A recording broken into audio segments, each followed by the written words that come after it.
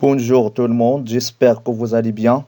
Dans le cadre du soutien, nous allons revenir sur deux plans qu'on adopte quand on rédige un texte argumentatif.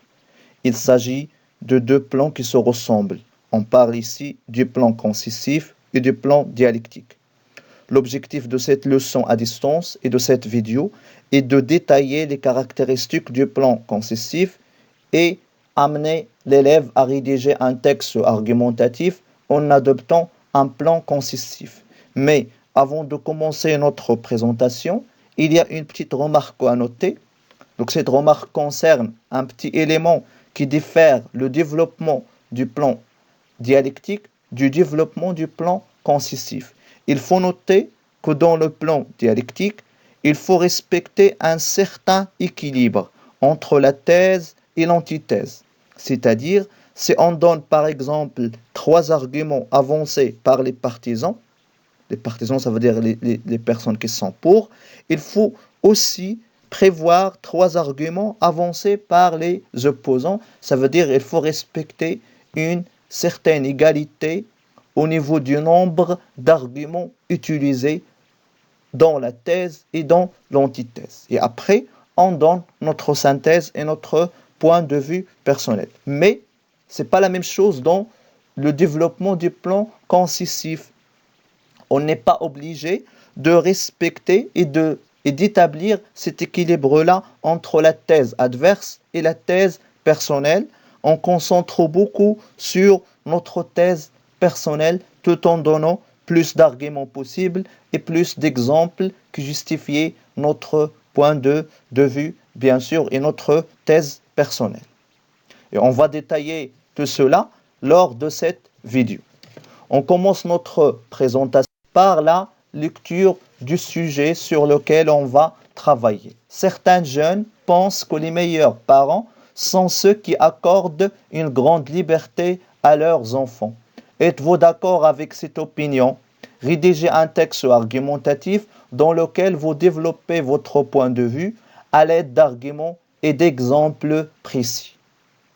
Donc, pour bien comprendre la consigne et pour bien détailler notre sujet, on commence toujours par le soulignement des mots-clés. Donc, regardez ici, on a souligné le mot « jeune », le verbe « penser », l'expression « les meilleurs parents », le verbe « accorder », le nom « liberté » et l'expression « leurs enfants ». Donc, grâce à ces mots-clés-là, on va dire automatiquement et on va comprendre automatiquement que notre sujet portera sur la relation entre les enfants, entre les jeunes de manière générale, et les parents.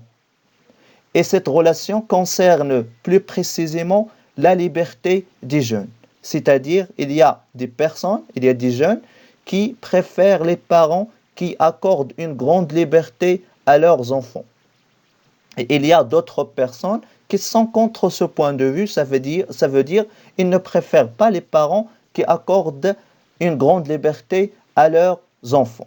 Donc, la lecture du sujet et le soulignement des mots-clés, on doit passer par une petite explication qui nous permet de bien comprendre notre sujet. La première partie, c'est la contextualisation.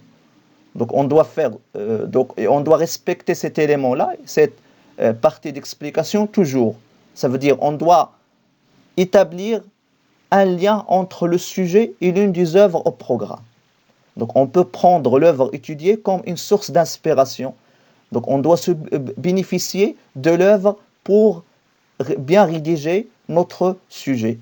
Donc, par exemple, ici, on a l'expression, donc certains jeunes et l'expression leurs enfants, et on a parlé du rapport entre les parents et leurs enfants. Ça veut dire, on peut trouver un exemple dans la tragédie moderne étudiée d'Antigone. Par exemple, le rapport entre Créon, le roi, le père, et Aimant, son fils. Et on a vu tout au long du roman que les deux ont des deux points de vue opposés. Ça veut dire qu'il y avait des conflits entre les deux, bien sûr, au niveau de la conviction de chaque personne et au niveau de l'objectif et des points de vue de chacun d'eux. Donc les deux ont eu des points de vue qui sont opposés, bien sûr.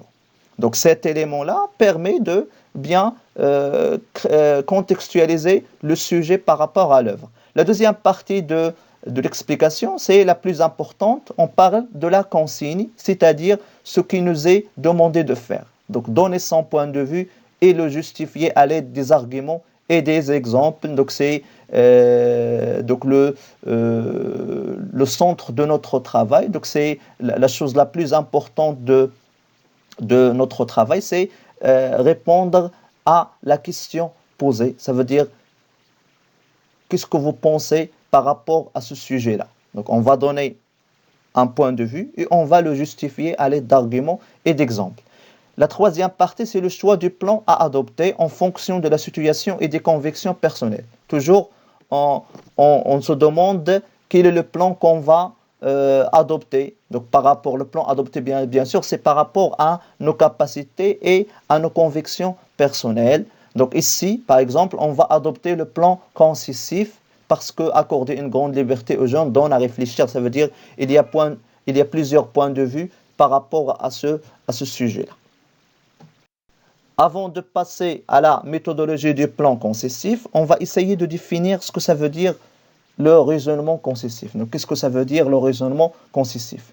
Il consiste dans un premier temps à feindre.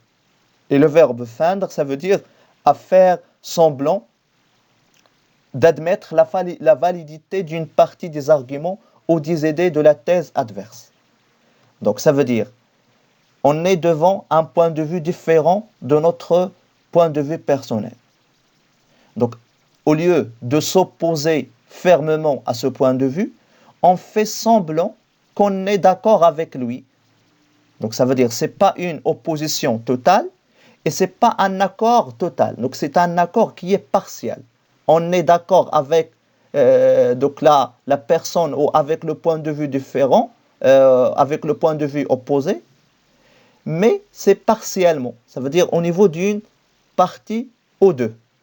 Donc on n'est pas d'accord totalement et on n'est pas contre totalement. Et après, dans un second temps, on refute la thèse adverse et on affirme sa thèse personnelle. Ça veut dire le développement du plan concessif se compose de deux parties.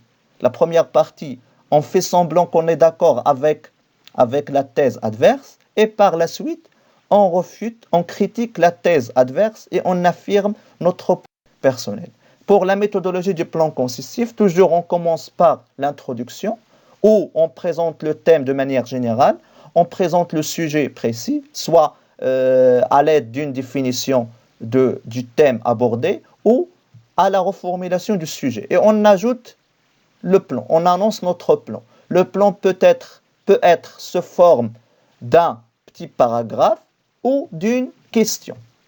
Donc, comme on fait dans le plan dialectique. On peut poser une question ou on peut mettre un petit paragraphe qui annonce ce qu'on va faire dans le développement. Pour le développement, il se compose, comme j'ai déjà dit, de deux parties. On concède la thèse adverse, on fait semblant qu'on est d'accord avec l'opinion avancée. Et c'est un accord partiel. Ici, on utilise des expressions qui introduisent la concession.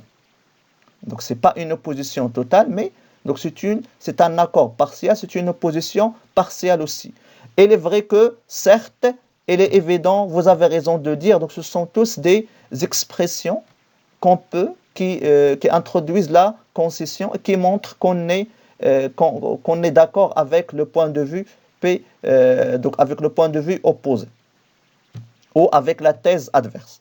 Et après, on affirme notre thèse personnelle. On refute et on critique la thèse adverse en utilisant des expressions qui introduisent la réfutation. Par exemple, mais, toutefois, néanmoins, cependant, cette thèse est fausse. Donc, ce sont tous des expressions de réfutation qui nous permettent d'annoncer dans un second temps notre thèse personnelle et qui nous permet aussi de refuter la thèse abordée, la thèse adverse qu'on a déjà abordée dans le premier paragraphe. Pour la conclusion, on rappelle notre point de vue personnel, donc de manière brève, et on propose un bilan. Et on peut ouvrir le débat grâce à une question ouverte. La question ouverte, ça veut dire une question qui peut être discutée par la suite et qui a une relation avec le sujet traité. Donc on doit créer, on doit réfléchir sur, par exemple, un autre sujet qui a une relation avec le sujet traité, avec le thème traité, et c'est une question qui ouvre le débat par la suite et qui peut être aussi traitée dans le cadre d'un débat ou dans le cadre d'un texte argument. On va essayer donc d'appliquer tout ce qu'on a vu et pour mieux s'entraîner chez vous. Donc on va essayer de vous donner une piste de rédaction que vous pouvez suivre chez vous pour réussir un texte argumentatif donc tout en adoptant un plan concisif. Dans l'introduction, on va définir le thème de la liberté des jeunes en relation avec les parents. Ou soit on reformule le sujet et on ajoute le plan. Le plan, c'est sous forme d'un paragraphe ou sous forme d'une question. Pour le développement, regardez par exemple, donc il y a une petite remarque, c'est que dans ce tableau-là, donc il est différent du plan et du développement du plan dialectique. Ici, on a mis moins d'arguments dans le cadre de la thèse adverse. Et pour la thèse personnelle, donc il y a une multitude d'arguments. Il y a plusieurs arguments utilisés. Donc pour la thèse adverse, regardez, on peut commencer par une expression qui introduit la concession. Par exemple, l'expression certes. Certes, attribuer une liberté aux jeunes les rend plus créatifs, indépendants et autonomes. Donc ici, on va donner donc les avantages du fait de donner ou d'accorder une grande liberté à nos enfants. Donc, attribuer une liberté aux jeunes les rend plus créatifs, indépendants et autonomes. Donc, ce sont les avantages de la liberté des enfants ou des jeunes. Toutes les religions et les constitutions se mettent d'accord sur le fait que l'homme est né libre. Donc, soit on utilise un seul argument, on peut utiliser un seul argument ou deux. Mais par la suite, dans la thèse personnelle, on doit donner plus d'arguments. Donc on doit donner plus d'arguments pour bien justifier notre thèse personnelle et notre point de vue personnel. Toujours, on commence par une expression qui introduit la réfutation. Par exemple, mais, cependant, et ainsi de suite. Mais les jeunes ne sont pas assez mûrs. Donc on va passer, donc ce sont les contre-arguments. Donc ce sont les inconvénients du fait d'attribuer aux jeunes une liberté qui est tellement grande et qui est totale. Les jeunes ne sont pas assez mûrs, il faut les contrôler afin de protéger leur santé morale et physique. Aussi, les jeunes ont un mauvais usage de liberté. Attribuer la liberté aux jeunes entraîne le désordre et la perte de l'autorité. La plupart des enfants libres négligent les devoirs scolaires, familiaux et sociaux. Aussi, afin de bien éduquer les enfants, il est préférable de leur attribuer une liberté limitée ou relative, donc, et ainsi de suite. Donc, vous avez plusieurs arguments qu'on peut les utiliser selon notre choix, soit dans le cadre de la thèse personnelle, soit dans le cadre de la thèse adverse. Pour la conclusion, on va donner un bilan du travail, on rappelle notre point de vue personnel de manière brève et éventuellement une question qui ouvre le débat sur d'autres pistes de réflexion. Et pour bien réussir la rédaction chez vous, il est préférable de respecter certains conseils ou certaines orientations. Par exemple, les élèves seront mis en situation d'écriture. Ils doivent respecter le plan de rédaction élaboré collectivement. Ça veut dire qu'on doit respecter la méthodologie du plan concessif. Si on opte pour le plan concessif, on doit respecter sa méthodologie. Si on opte pour le plan dialectique, c'est la même chose. Ils veillent à ce que leur langue soit correcte et leur travail soit précis selon les consignes. Donc la correction de langue est parmi des caractéristiques, donc est parmi les choses les plus importantes qu'on doit les respecter lors de notre rédaction. Donc et on doit essayer de commettre moins d'erreurs et moins de lacunes au niveau d'orthographe, au niveau de syntaxe et ainsi de suite. Les arguments doivent être pertinents et les exemples clairs. Donc la pertinence des arguments et des exemples permettent de bien justifier notre thèse personnelle et notre point de vue. Donc, à la fin de ce travail, merci pour votre attention et bon courage et à bientôt.